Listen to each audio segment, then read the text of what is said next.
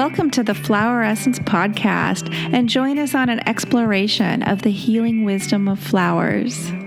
With combined decades of experience in the study and practice of flower essence therapy, I, Kathleen Aspenns, and co-host Rochana Felde guide you to reconnect to nature with these potent vibrational remedies.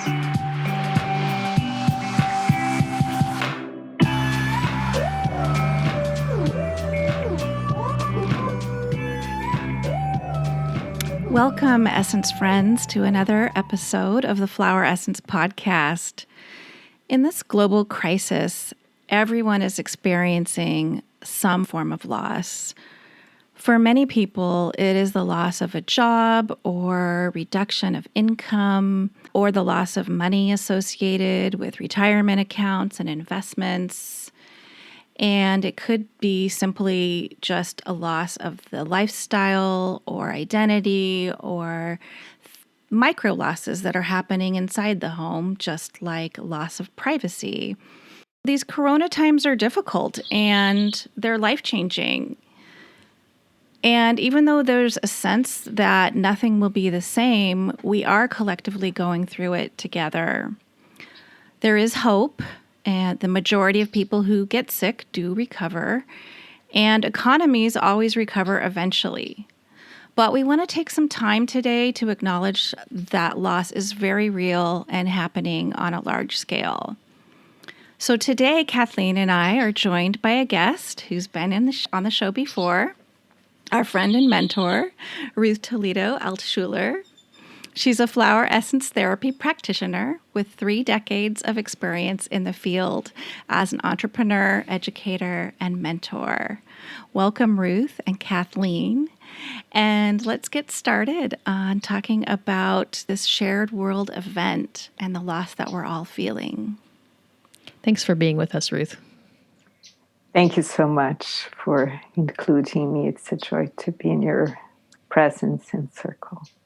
Thank you. So, there's a lot that's happening with these feelings that we're all going through to some extent. And I'm wondering if we want to just start talking about more of that global feeling of loss and how you might work with that with flower essences. Yeah. We've been having a preliminary conversation and looking at some of the flowers, even from the time of Dr. Ba, and making the link of those with some of the more recently researched flowers as well. So definitely from the times of Dr. Ba, gentian is one that when people are affected by situations in which they lose faith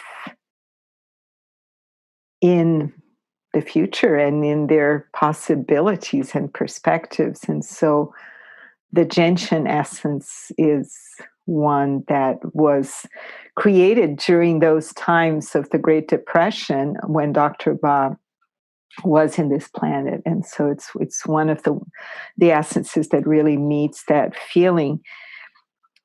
And also gorse, that addresses that need to see light at the end of the tunnel. And sometimes when there's this feeling of, I don't know, everything is crumbling and maybe there's not going to be any, when we think of all the damage that's been done, for instance, to the economy and the structures, how is this going to come back? And gorse blooms in the spring and it blooms on very non-fertile land, very acidic land.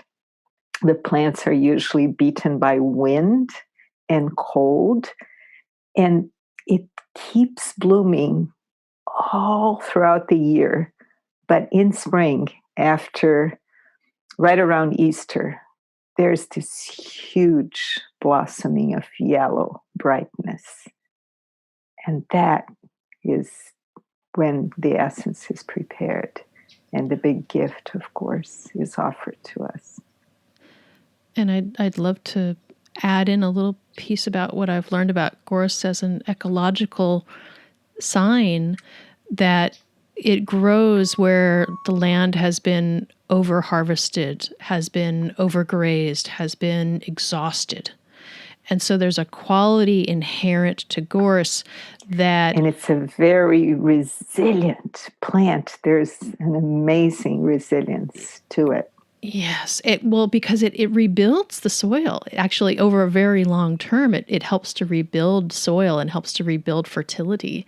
Even though in the short term it seems like it's taking over, but it actually creates that sense of the long-term restoration of what has been damaged or what has been injured. So it's an interesting piece around our economy and what we used to have wasn't sustainable. The way that we lived wasn't sustainable. And to be able to think about it in that longer term cycle of the gorse being an ally to us in this rebuilding or in this restoration process. Yeah, and it's part of the family of plants, that the Fabaceae family that actually nurtures the soil, right? Yes. I didn't recognize that it was a Fabaceae, but yeah, it's a nitrogen fixer, right? So it takes nitrogen out of the air and fixes it into the earth by its roots. Cool. And you might want to bring in the Scotch broom. Well, the Scotch broom has been one that's been really beneficial for this sense of hopelessness over world events. And it's, in this moment, it's really hard to see the way forward. It's really hard to see, what's going to come next. How is this going to work? And the Scotch broom gives us some light in that dark place of recognizing that, this is a really challenging and really a big thing that we're facing, but there's a lot of really generous hearts involved and a lot of really beautiful people who are doing everything that they can in order to help us rebuild or get through, basically, at this point. Yeah, it's one that really calls us to service in times like this, where we find meaning in being of help in whatever situation arises. Yeah. And Ruth, didn't you make a video on that not too long ago? Yeah. So we'll definitely, I think we linked to it in our pandemic stress episode, and we'll link to it again. It was a beautiful little video on that Scotch broom. Yeah, and how relevant it is to our times right now. So you also mentioned gentian, and we were having a little discussion earlier about the different kinds of gentian, the explorer's gentian, and even the green cross gentian. I was wondering if you wanted to say a little bit about those and the differences and how they're applicable. I think I would first love to hear what Kathleen had to say about the gentians in the perspective of Chinese medicine, because that gives a context that combines them, perhaps. Oh, sure. Yeah, happily. So the work done on the blending, but the linking of Chinese medicine and flower essences, especially the Bach essences, shows a connection between gentian and spleen type issues. And the spleen is the organ affiliated with the emotion of worry. And also when the spleen is also affiliated with that quality of feeling helpless and not having any energy to try, to engage. It tends to be more sort of tends to go flat. And so gentian is a really clear link for personality types along this line, where when there's an adversity, they don't have that inner strength in order to counter it, to engage with it. And so I really like gentian a lot for that use. And I think in this moment, it helps all of us sort of stiffen and meet this great challenge that we're experiencing right now. Yeah, and so what you just said about the Bach essence, gentian, there is a different octave of it in the Explorer's gentian that FES makes as part of the Range of Light kit. And that one is in the same botanical family, so it shares some of the same attributes. And yet, there's the fact that it grows in the very high altitudes and very late in the season when everything else has already dried and the flowers are relatively large in this deep violet blue. And this one is for when we have had a whole life and then all of a sudden we go through a big setback and we have to start it all over, and we don't know where we're going to have the faith and the forces and even a sense of purpose and commitment with life to start it all over. And so the Explorer's gentian, especially for those who are more, they've been around for a while, and it's strongly recommended for people who are in their mature years, but not only, I think, because it's the quality of strength of, okay, I can find within myself a sense of purpose to continue and to do it all over again, and a sense of meaningfulness. And that for me, that would be really indicated for anybody who, whether, it doesn't need to be necessarily somebody who's, older on the spectrum of life, but anybody who's spent a whole career doing something. I mean, there's so many people right now who've spent their careers as massage therapists or acupuncturists, and they cannot work the way that they've done. And how do you pivot out of that? How do you change out of that? What can you bring forth in order to serve in a new way? And I think that essence that the Explorer's gentian makes a lot of sense in that context of whether you've spent 10 years in your profession or 40 years in your profession, it all of a sudden has to change. And how do you do that? How do you meet that challenge? And then we have another octave that's the green. It also grows in the high altitudes, not so much late in the season as the Explorer's gentian, and that's the green cross gentian. That one has a very unique presence in that it is this almost like a column of strength that emerges from the ground up, and it has these four-sided flowers, four-petaled flowers on looking towards every side. And it's like this column with all these flowers. It's more to say about the signature of this one. It's such a powerful plant. And it's green. The flowers are green. And so one of the things about this one as an essence is that it's so helpful when we are having to strengthen our faith in the future of the earth itself and all its beings, because this pandemic that's happening is coming overlaid on all the climate change issue that we have been living through as an ongoing thing and will continue dealing with. So the green cross gentian is such an important one for us to have hope in the future of the earth and of humanity within the earth, but also to be able to listen to the earth and its beings as we imagine our lives after this. And that quality of, and I've only had the privilege of meeting this plant virtually through images, but that quality that each flower has, that it's a member of that stem of so many flowers, and for me, it's that quality of that I'm not doing this alone. The community has my back.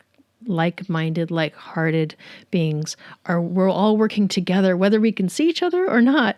We're all working together in alignment with this process. So it doesn't feel like the weight of the world is on me entirely, that I'm supported. Yeah, and this strength that it has to emerge from the ground in that high altitude and grow all these flowers. There's this fortitude that sometimes, when you need that emerging fortitude, this will be an important essence to think of.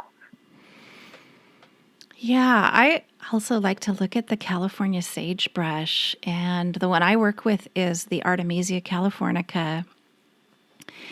And it's interesting. It's been used by indigenous for transition periods, especially for female reproductive transition periods from puberty all the way to menopause. And I feel that, the energy of that plant has really been through and seen it all, witnessed to the cycles of life, death, and rebirth. And she knows how to survive. So she has this incredible sense of strength and helps us tap into that. And while being so strong, it's also a very flexible, soft plant. It's got an incredible aroma. It's an artemisia, so it has the strength of all the artemisias really have a similar sort of big being, very strong energy. But this one has these soft, very just fuzzy like. I have one right here actually for those who can see this, and it's drying, but it's like feathers almost. And so it helps, and it's very flexible. And so I see that signature helping us to be really strong, yet we can be flexible, which we really need to be right now in order to do that pivoting, in order to, roll with the changes that are happening, perhaps pivot our businesses or our jobs into something different in order to continue, and doing it all while we've suffered a loss, this hardship that can leave us bare. The sagebrush gives us the courage to face it and shed our ego, helping cleanse our perceptions. It's also been used for cleansing and burning rituals as well. So then we can clearly see what's in front of us, and we can have the courage to do what needs to be done. So I think it's one that is really valid for what's happening right now. Yeah, I would reiterate and build on what you said, because it's one that I use so much when people are going through transition, and when the life that they had is coming undone, but they don't yet know what is to come. And they need to stay in that kind of limbo state, which is so much what we're all living through in so many ways, and be comfortable, be accepting of the phase in which we're still going through, almost like when you're going through a house renovation and you're living in the house. And that's kind of what we're experiencing in some ways, that everything is kind of being demolished and eventually it's going to be rebuilt, and we don't yet know what it's going to look like. And yet we can live through this with wisdom, with this deep connection, with this knowingness. Yeah. And the one you use, is it the FES? Yeah. So that's I think that's Artemisia tridentata Yeah, or I something. think so. It's a little bit different, right?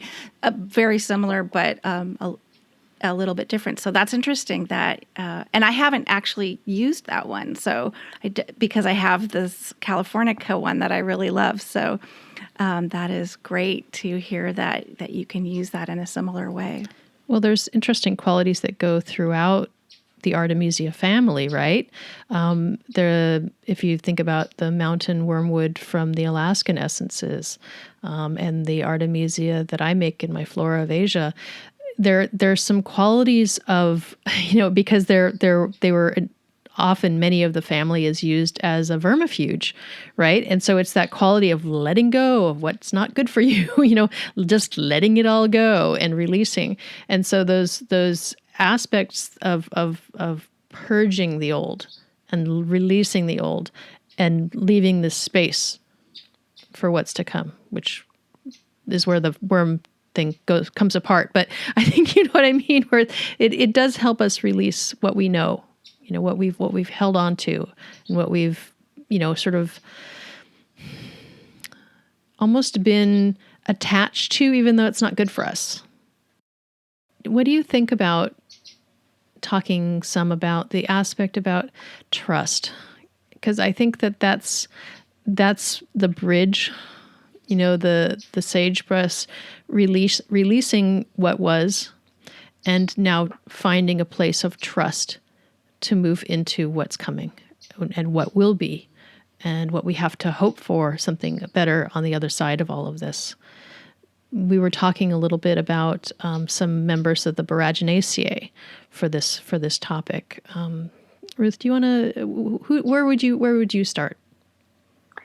Well, if and when bringing in the Boraginaceae, one of the issues will be this polarity between heaviness and despondency and light and levity that is so strong in that family. And so the barrage for the feelings of heavy-heartedness and despondency and the need for that lightness and to regain the joy of heart. And then the houndstong that has bloomed very recently, where in the area where you guys live, and that one, the flower that kind of emerges and rises up, and these big flat leaves that are closer to the ground. And so you have that ascendancy of the flowers in these beautiful deep blue colors with the white center. And the houndstong really helps us have that spiritual perspective that even though this is what's happening in the material level, there's a stronger meaning to all of this. And if we're able to allow the light of our more cosmic understanding of the bigger picture of it all, and of how we are being invited to evolve within this, then there's more lightness and more ability to not get caught in the duality, in the, oh no, but this is bad and this is good, or that person is good, that person is bad, that side is right, that side is wrong. But what are we all learning together through this experience, and how can we see the one evolutionary process that we're all moving through together as we live through these times? And even the concept that there is something beyond the material, beyond the rigidity of that polarized thinking. I think that's part of the gift of houndstong too, isn't it? Don't you think that it even gives us a possibility of opening to the belief that there could be more than what you can see, touch, put your hands on? that there can be a greater picture involved in all of this, rather than just like, all of this horribleness that's we're immersed in right now.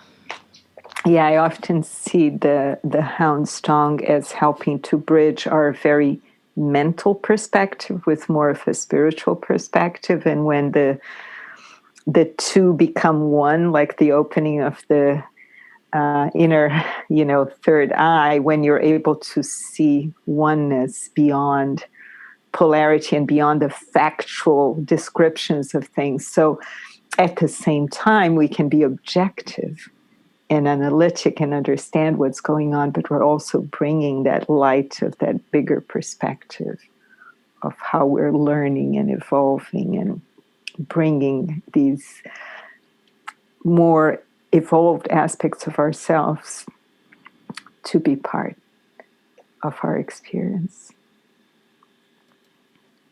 And that beautiful blue flower does have that, or bluish to pink, depending. It does kind of remind me that third eye aspect. That's interesting. And I've observed it growing on my property.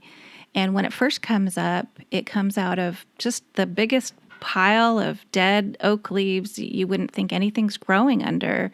So year after year, it appears in this, in this area of decay, which I think is also sort of interesting. And as it comes up, and then those really big, thick, wide leaves start to spread out, and then the flowers come up tall, like you were talking about. And I can see that aspect of rising above the earthly cycles of, life and decay, to give us that perspective. Yeah, and it just came to me to bring the fact that all of this family, the plants have these hairy silica kind of hairs all throughout the plant, especially on the leaves and the stalks. And so that silica is really kind of this ability to bring in the light and infuse us with light and lightness. And the flowers have a crystalline quality to them. When you look at them in the sunlight, they sparkle. And I think that's part of that high silica content as well in the flowers. That in the leaves they're expressing as little hairs, but in the flowers they're almost like little glitter spots. So that quality of bridging that light into the very concrete reality and holding those two polarities.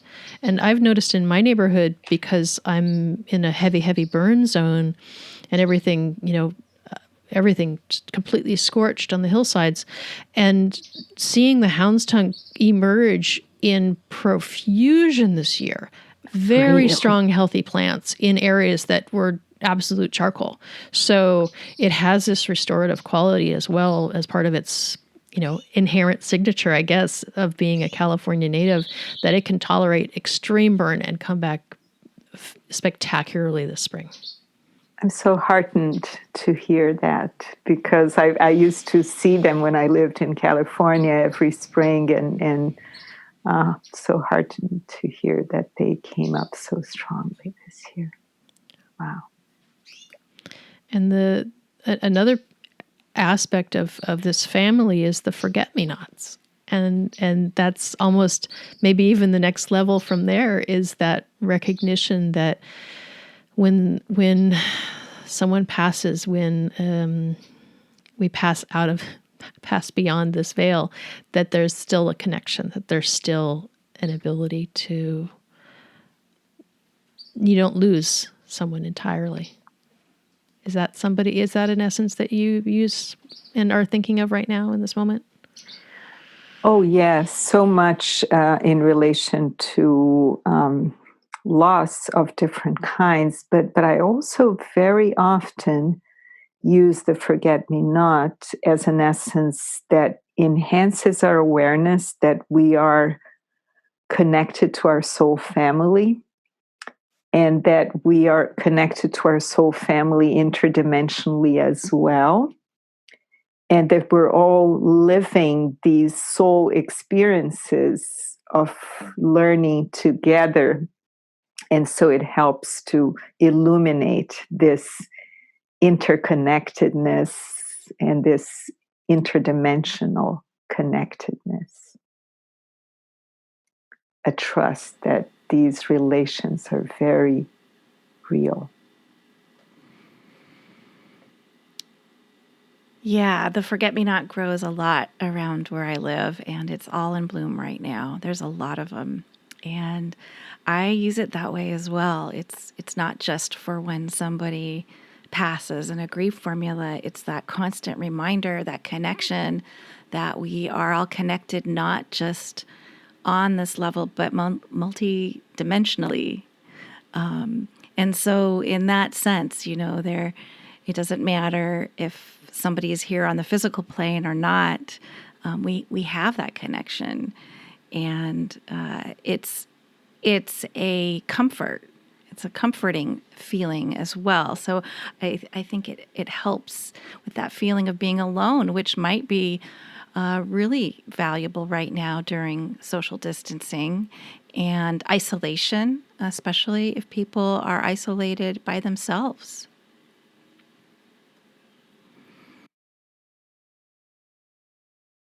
No, Kathleen had mentioned the baby blue eyes and her recent experience with it, and in some ways they're related as well.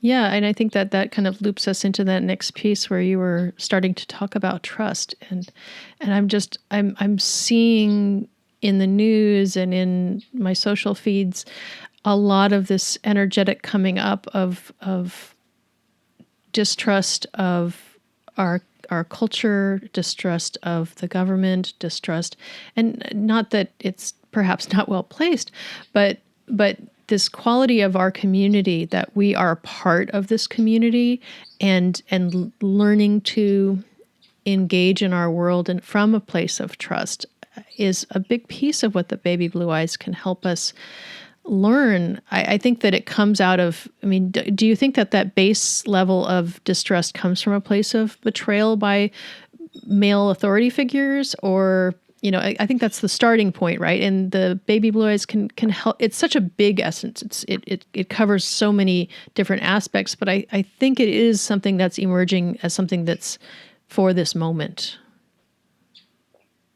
I would very much agree with you. And so often when I teach about the baby blue eyes, the image that I like to convey is one of a child that is jumping into a pool, and then the dad is there to hold the child.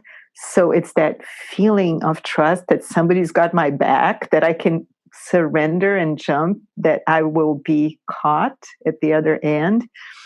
And yet, when there's betrayal of that, and when we don't really know, and in fact, we feel that nobody has our back, and we're actually being abandoned in so many ways, that's where, the baby blue eyes goes right there to bring in that internalization of that sense of trust that we may have not been able to get because of our personal biographical journeys.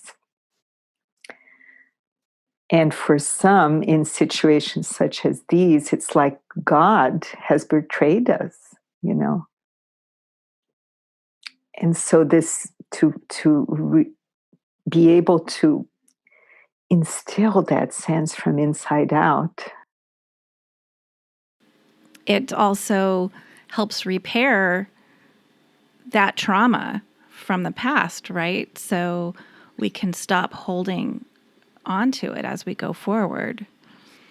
Yeah, because that essence is given when we, for instance, had a father who was abusive, even physically, or was totally absent, wasn't there, or wasn't this figure that we felt protected by. On the opposite. And I think as a collective, at least in this nation, many of us are feeling this way in relation to a lot of the decision makers. Fortunately, not all of them, but Yeah. I use the sweet gum tree flowers, liquid amber, in a similar way, but with the mother connection. So it's an essence that helps us feel nurtured and protected, like we're in the arms of the mother. And that really comes up when I'm working with a client that didn't have that kind of relationship with their mother, or didn't, that was lacking. So I see it kind of interesting as the view with the mothering principle rather than the fathering. And it's such a beautiful, soothing essence to use when needing that support, that support and that feeling of being comforted and also protected by that nurturing energy. So instead of the father energy, right, which is a little different, but that nurturing energy of the mother, if we're lacking in that, I think the sweet gum is just a beautiful one to add. And it also has another aspect that helps with environmental grief. So again, we're talking about that feeling of environmental loss that's pervasive in the midst of the pandemic, loss. They're both global. They're both global issues that we're all going through simultaneously, and they are linked. Regardless of where the belief of how the virus originated and where it came from, we do know that viruses are natural to this planet, and we what's happening now, it may be related to the environment and the change in the environment, and the way, and that could be influencing how pervasive it is, and how our bodies are having a challenge dealing with it. So when we want to rekindle that feeling of safety and love and nurturing with nature, is where I'm trying to bring it back around, that sweet gum can help us feel like nature isn't our enemy. She has our back too. And we just need to make that connection. Yeah, that's beautiful. I would love to add, or perhaps even end with the green rose when it's time. So can you think of any of the Flora of Asia essences, Kathleen, that you feel are very relevant for this time? One that I was thinking of that I was reminded of it from a conversation that we had, the Chinese Emenopterus. When you are enduring a situation of great density, that it feels so big and so much larger than you, this essence helps to sort of create that light that you can head towards, that guiding light, and also that ability to come up above in perspective the situation where you're admired and to be able to see, I see where I'm going. There's a possibility of a good future ahead. Do you have time to describe the plant? Yeah, it's in the Rutaceae, in the coffee family, and it's an extraordinary, beautiful tree. When in flower in the late summer, it looks like. It's said to look like a lace cap hydrangea. Incredibly beautiful green and white flowers, and has a beautiful fragrance as well. But it's a very, very rare tree, and it's a very storied tree, as being a very famously beautiful tree that takes a long time to bloom, oftentimes. Requires certain circumstances in order to really bloom. But it's been a really interesting flower and plant tree to work with, in that it was a little hesitant to create an essence for sort of broad use at first, and I had to develop a relationship with the tree in order for it to be willing to work with me and be able to create an essence for other people to use as well. But it's the tree is fully on board and wants to help us, and perhaps now it could not be a more potent moment for that sort of energetic to work with more people. Absolutely. Yeah, I can see how precious it is for us to have that as an essence. Thank you so much for bringing it to us flower essence practitioners. Yeah. And tell us about the green rose. It's one I want to know more about. Yeah, when Ro was talking about the virus and about the whole climate grief and all of that, that also made me think, no, it's so important for us to bring in the green rose to this conversation. And one of the points that I want to highlight on the green rose is that it's actually a plant that was co-created with humans a long time ago. So in the 1700s, in China, I believe, they co-created a rose that had mostly sepals rather than petals. And so it kind of opens up in green. And Patricia Kaminsky and Richard Katz spent a long time trying to find a green rose for them to have in their garden. And eventually it was made into an essence. So it's in the Rosacea family that really helps us connect with the earth and ground ourselves very well, kind of grasping the earth and then growing and then blossoming and offering the flowers with more vulnerability. But these flowers that emerge, and they're mostly green, although they can have streaks of pink, which I find fascinating as well.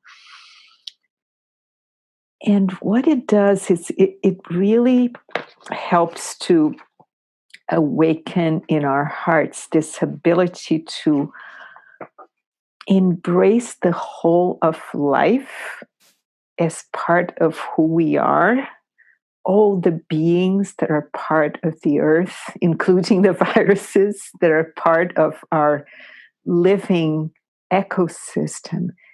And how can we grow in our ability to have appreciation and compassion and respect?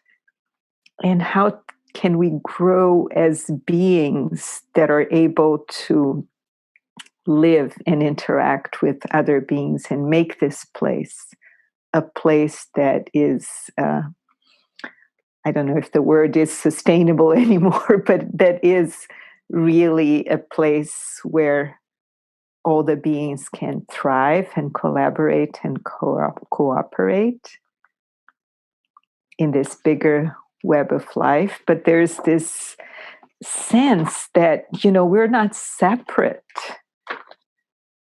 And we're actually really in this together. And so this compassion and this love and this embrace with trust, rather than the mistrust, the defensiveness, and the feeling that we're being attacked. And that's a big one in our relation to the pandemic itself. Wow. Yeah, I can see. I'm really resonating with that, especially that last piece of responding rather than reacting, and our immune systems to connect to and develop a new pattern for response rather than a reactive one, and just our whole interaction with the world, right? It's how are we negotiating this in a place of staying in our hearts and staying in compassion and love and appreciation while also holding our boundary of health.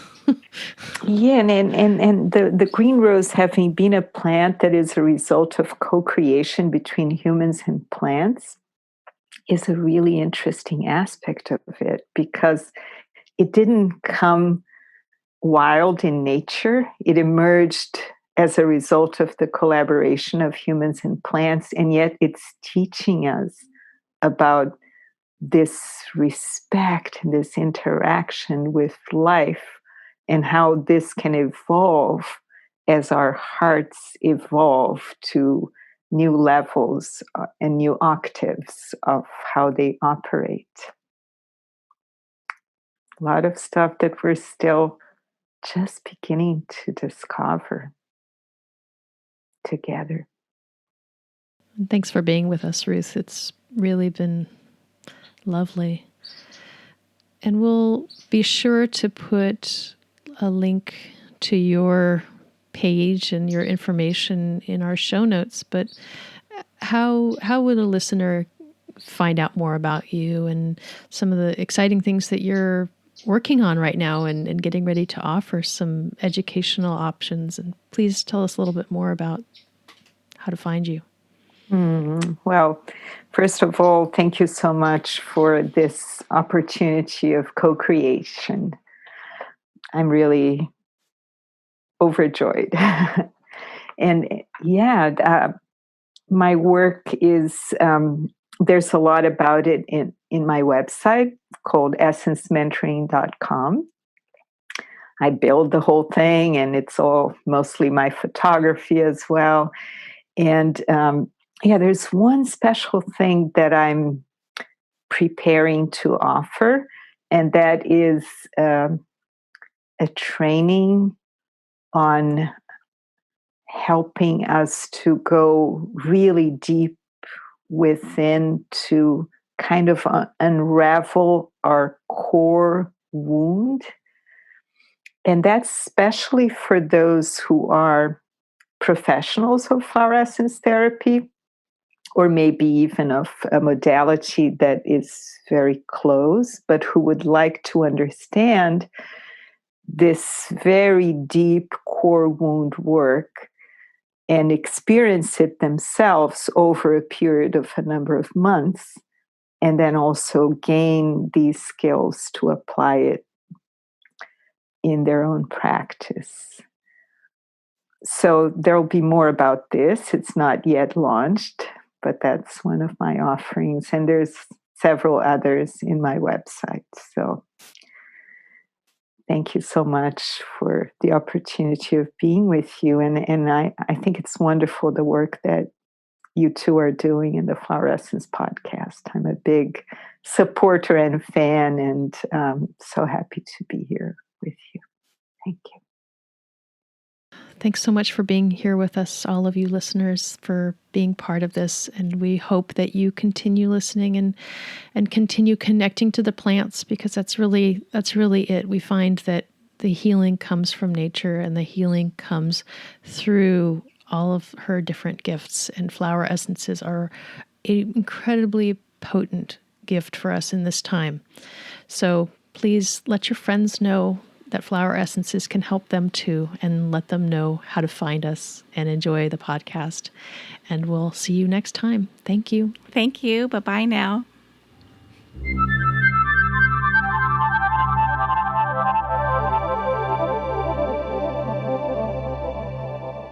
You've been listening to the Flower Essence Podcast with Rochana Felde and Kathleen Aspenns, and we appreciate your interest in connecting with nature on a deeper level.